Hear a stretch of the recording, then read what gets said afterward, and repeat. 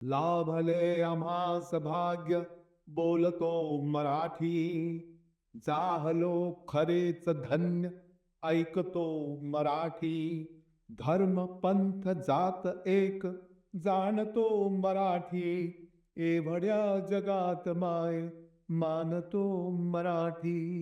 एवढ्या जगात माय मानतो मराठी. महाराष्ट्र दिनाच्या सगळ्यांना खूप खूप शुभेच्छा.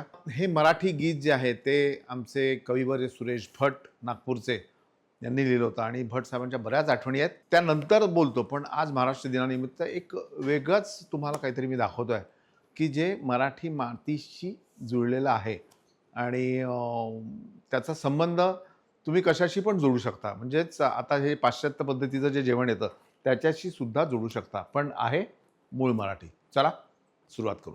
आणि मला खरंच धन्यवाद द्यायचे आहे माझा मित्र शिरीष पंडित याला, की त्यांनी या सगळ्या ज्या खिरींचे जे प्रकार आहेत 7 प्रकार मला उपलब्ध करून दिले. खरंच खूप खूप धन्यवाद शिरीष. गेल्या कित्येक वर्षापासून नागपुरात त्यांचा पंडित विगोस्तू भंडार या नावाने त्यांचं प्रतिष्ठान आहे आणि अशा प्रकारचे सगळे पदार्थ तिथे मिळतात. हे सगळे जे प्रकार आहेत ना, म्हणजे त्याच्यामध्ये बोटुले आहेत, त्याच्यानंतर काय नखुले आहेत, बरीचशी नावं आहेत आणि या मालत्या, या जास्त क्वांटिटीत ज्या आहेत त्या मालत्या, हे सगळे आपल्या महाराष्ट्रीयन पदार्थांचा एक भाग आहे. आपल्या महाराष्ट्रामध्ये वेगवेगळे सण असतात जे की रिलेटेड टू बाळंतपण, बारसं, लग्न याच्यासाठी असतात आणि त्यामध्ये ह्याच्या खिरी करून वाढतात. तर एक लक्षात आलं की मी तुम्हाला मागाशी म्हटलं की बाबा हेच प्रकार आता इंटरनॅशनली सुद्धा प्रसिद्ध होऊ शकतील, कारण तुमचे नूडल्स म्हणा किंवा पास्ता म्हणा याच प्रकारात मोडतात सगळे. आता यांच्याबद्दल अजून काहीतरी महत्त्वाचं जर तुम्हाला ऐकायचं असेल तर आपल्या अनुराधाताई तुम्हाला काय सांगतात ते बघा. गवले म्हटल्या ना की देवाचं नैवेद्याचं ताट लक्षात येतं बरं का. देवाच्या नैवेद्याच्या ताटामध्ये पहिल्यांदा गवल्याची खीर वाढायची आणि मग इतर पदार्थ वाढले जायचे. अगदी कुठलंही कार्य असो, कुठलेही सणवार असो, गवल्याची खीर हे देवाच्या नैवेद्याच्या ताटात असायची. गवल्याचे प्रकार तरी किती बघा. गवले रंगीत केले जातात, बोटवे केले जातात, पोह्याचे गवले, नंतर आंब्याचा मोहर आणि मुख्य म्हणजे मालत्या. लग्नकार्य असेल तर गवल्याचा मुहूर्त हा अगदी आवर्जून केला जातो आणि त्यात मालत्यांना महत्त्व जास्त. त्यातून जर मुलीकडचं लग्न असेल ना तर आणखीन मालत्यांना महत्त्व, कारण मालत्यांनी मुलीची पाठवणी करताना ओटी भरली जाते. गवले रव्याचे, मैद्याचे सुद्धा केले जातात. तसं गवले करायचं काम आहे ना ते अतिशय कलाकुसरीचं आणि अतिशय निगुतीने करायचं काम आहे बरं का.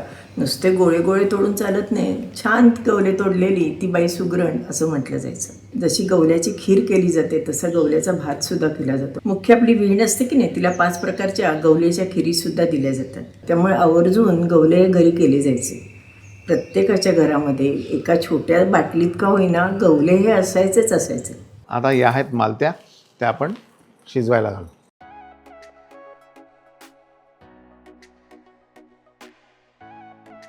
थोडं तेल यात घालतोय मी. आता याची खीर आपल्याला बनवायची आहे. त्यासाठी कुठले 2 प्रकार वापरायचे ते आपण ठरवूयात.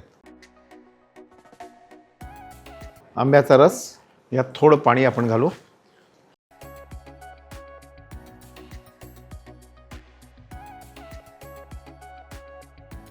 आंब्याच्या रसात थोडी साखर, यामध्ये घालू आपण कड्या.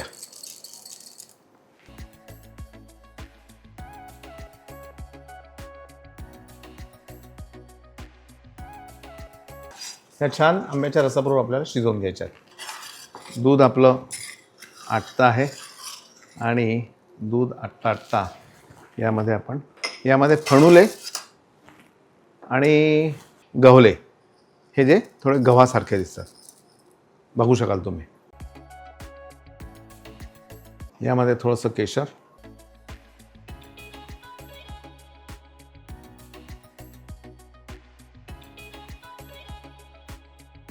ही पण खीर शिजली आहे. आता यामध्ये थोडी साखर,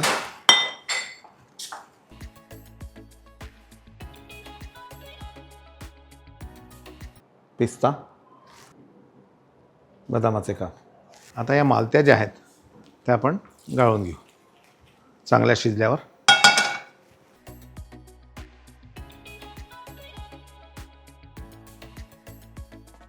यामध्ये थोडंसं पाणी शिंपडून याला मोकळं करून घ्यायचं. एवढं सोपं असतं. आता या मालत्या हे आपण छान परतून घेऊ. हा खाऱ्याचा प्रकार आहे. थोडक्यात याला आपण वेगवेगळ्या भाज्यांबरोबर छान परतून घेतो आहोत. बारीक चिरलेला कांदा, गाजर,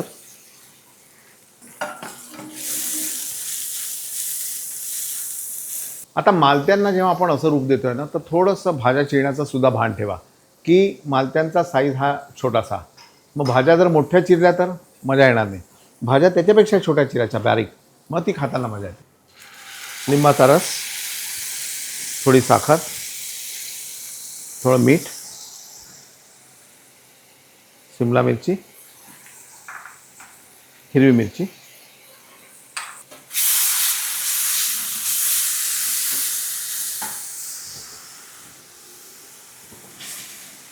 शिजवलेल्या मालत्या.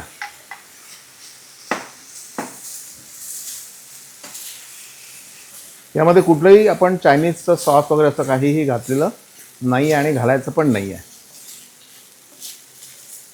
बारीक चिरलेली कोथिंबीर. बस, आता लगेच सर्व करायचं.